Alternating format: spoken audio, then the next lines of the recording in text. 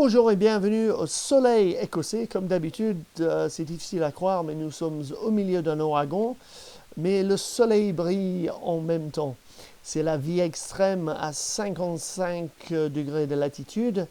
Re-bienvenue sur Rawto, R-A-W-T-O-E. J'espère que vous avez aimé le commentaire en live sur le match Pays de Galles contre Australie dimanche.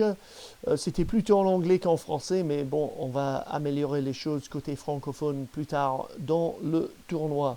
Alors, beaucoup de drames, beaucoup de jolis matchs, ce troisième semaine du Coupe du Monde 2023. Et on a commencé mercredi avec les Italiens contre les Uruguayens qui de neuf, ont joué très très fortement et impressionnant.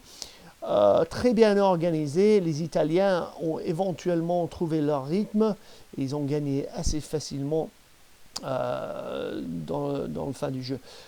Alors le jeudi, un désastre potentiel pour la France qui a commencé très positivement avec le retour de Cyril Bay et Jonathan Danty qui ont ajouté beaucoup au mêlée et aux méchants de la France respectivement. C'est très bien de voir des joueurs de tellement classe globale, ces deux-là, qui étaient vraiment manqués par les Français. Bon, 44e minute, c'est devenu plus négatif avec le blessure du meilleur joueur du monde en ce moment, Antoine Dupont. On va espérer qu'ils vont le réparer pour revenir plus tard dans le tournoi. Sterling Mortlock, l'ancien joueur australien, a dit que avec une blessure similaire qu'il a reçue, un plaque en titanium est possible dans le genou de Dupont. Il pourra jouer avec beaucoup de douleur plus tard dans le tournoi, mais il est tellement courageux, je pense qu'il va revenir s'il peut, même s'il y a du douleur. Prochain jour, le vendredi soir, c'était Argentine contre Samoa. Et bon, les Argentiniens, ils ont leur premier point du tournoi. Pas de bonus, mais ils ont commencé. Les Samoans, il faut parler du coiffure, du demi-mêlée. Tamatina, qui était très très impressionnant, beaucoup de peroxyde. Et ça me fait penser du golfeur américain John Daly. Il a un coupe de cheveux, un mullet qui s'appelle plus précisément un Kentucky Waterfall, chute d'eau de Kentucky, au milieu des États-Unis. Je ne sais pas s'il est aussi capable de le porter que John Daly. Alors, samedi, le grand jeu de la semaine, numéro 1 du monde contre champion du monde, l'Afrique du Sud contre l'Irlande. Très très impressionnant, je pensais que l'arbitre aurait pu garder les box moins hors jeu dans le premier mi-temps. Ils ont mis du pression sur le ruck irlandais, mais à mon avis un peu illégalement. Mais c'était incroyable comme match et le physique des Irlandais pour rester dans le match, c'était impressionnant des deux côtés et un juste résultat plus ou moins.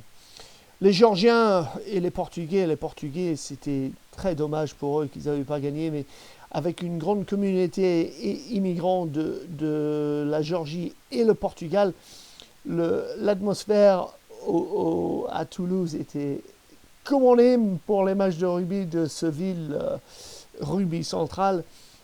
C'est très rugby centrique dans le sud-est de la France et beaucoup qui chantaient pour les Portugais et les Géorgiens. Un très beau match. Dommage pour les Portugais à la fin, mais ils jouent le rugby comme ils jouent au foot, avec beaucoup d'esprit et très difficile à défendre. Ils étaient incroyables. L'Angleterre contre le Chili, qu'est-ce qu'on a appris, nous, les supporters anglais? Je pense qu'on a déduit que Ford est notre plus fort 10 comme ouvreur. Les Écossais contre les Tongiens, les Tongiens ont joué avec, ils ont fait beaucoup d'en avant, deux plaquages sans bras, un aurait dû être un rouge. Les Irlandais vont être intéressés que les remplacements pour les Écossais n'ont pas trop bien marché, ce qui va être peut-être important le week-end prochain, pas ce week-end qui vient, celui après. Cette semaine, Uruguay-Namibie demain soir, mercredi. Les Japonais et les Samoans jeudi soir, ça va être un match avec beaucoup d'élan et beaucoup d'essais. Vendredi soir, c'est les All Blacks contre les Italiens. Samedi, les Écossais contre les Roumaniens.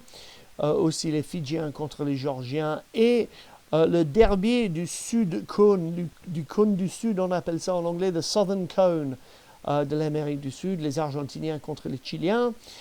Dimanche, Sud-Afrique contre Tonga, très très physique ça sûrement, et les Australiens contre les Portugais. Bonne semaine, ovalement la vôtre de Raw Toast. Suivez et souscrivez sur YouTube.